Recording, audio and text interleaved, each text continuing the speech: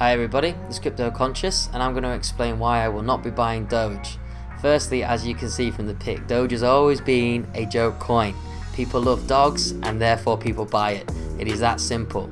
For a long time, Doge has been absolutely flatlined. If we look at the entire time from its conception, we can see from 2014 all the way to 2021, we have very little movement with Doge. And then all of a sudden this year, it absolutely exploded. Now, I still want to reiterate this. Doge is a joke coin. A lot of people don't fully understand this. They just love dogs and they buy it. But surprisingly, in the recent months, Doge has seen some protection levels that have remained very consistent around here. You can see it doesn't fall below this level, which is a positive thing so far. But I want to explain why I think it will actually fall below this level eventually using some simple economic analysis. Firstly though, as we know, Doge is very open to market manipulation. As you can see, Elon Musk tweets have in the past been responsible for this. If we look at a few of these tweets, we can see this one. How much is that doggy in the window?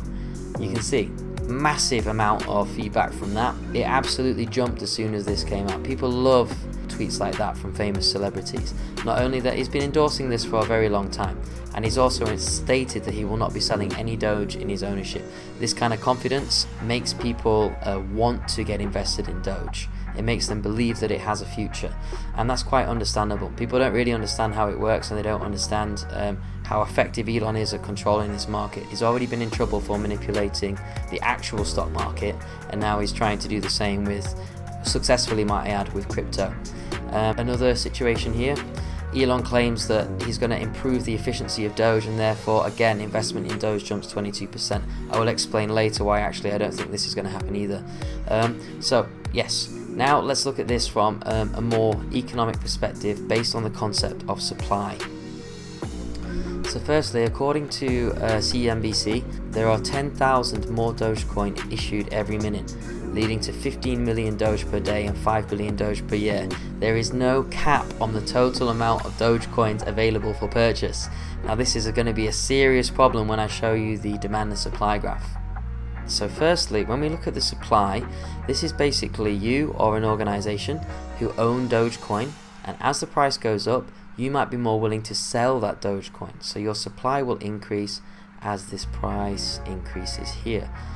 Conversely, if the price is low, you will be less willing to supply or sell this Dogecoin. That's the basic concept of 90% of the market, but smarter people don't really follow this once they've got a bit of experience. The next concept is demand. So this is what this line represents. So when the price is very low, people's demand for items is very high in general. And for Dogecoin, oh wow, the price is really low for Dogecoin, let's buy some more.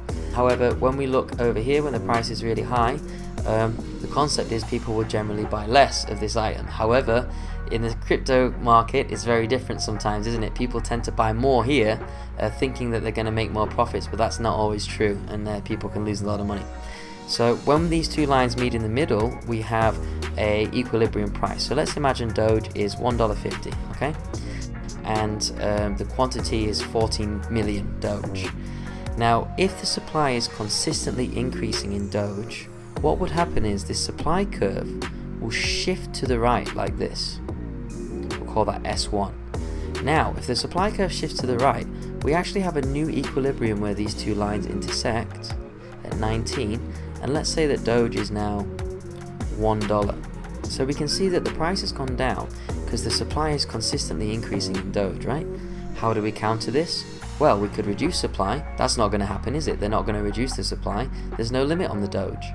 So what would happen is demand has to increase. Now, if I increase demand by a considerable amount here, D1 and S1 together now become the new total.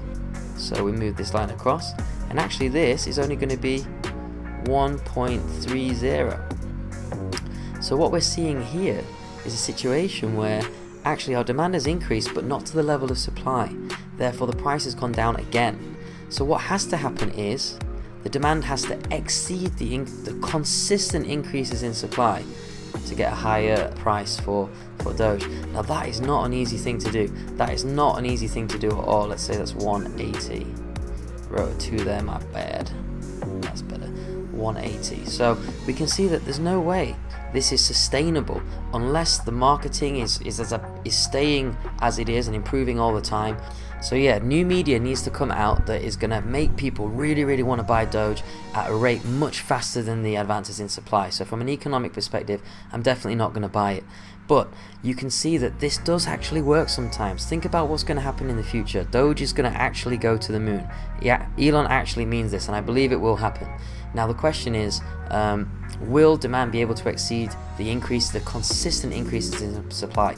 The answer is probably yes, for a temporary period of time. So it might be worth holding out till then. But for me, from a longitudinal perspective, I see a consistent downturn, and I think it's unavoidable. My next important point is regarding Elon Musk's dream to speed up block times 10 times, increase block size 10 times, and drop fees 10 times. Now, very easily said, my friend. However, companies have been working 6 to 8 years to get this system on the go, and it is very hard. Not something that can be done overnight. It has the best minds in the world working on it consistently, and they're paid a lot of money to work on these problems. Now, as you know, in the blockchain, basically this is called the Trilemma. Now, usually one improvement on one end will sacrifice improvements on the other end. I'll give you an example. So Elon Musk said he wants to increase the block size by 10 times, right? Now, this can be a good thing for transactions. It can scale transactions a lot better. But now, for that to happen, you have to have very advanced, processing power to be able to do that. So that means, yes, we can achieve this goal. However, we're going to have less decentralization, as less machines are going to be able to perform this task. It also means if we have centralization, we're going to have security compromises where less nodes need to be attacked in order to damage the system. So Elon really needs to think this through. Every time you have some advantages in this field, there are huge disadvantages. If you want to look more into the details of this, I'll leave the link below. This point here is also very important. If the block size increased by 10 times, the reward is 10 times more. Therefore, the supply will increase by 10 times. So you've got to remember that. We already said supply is a huge problem. This would certainly devalue Dogecoin over time.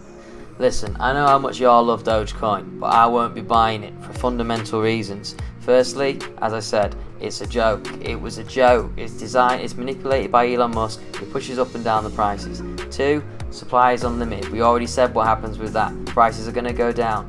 3, incredibly difficult to improve. Think about Cardano, how many years and white papers they've published just to try and improve, and they still haven't got smart contracts yet. So yes, no, I won't be bloody buying it, but good luck to everybody that does. You might get lucky when it goes to the moon.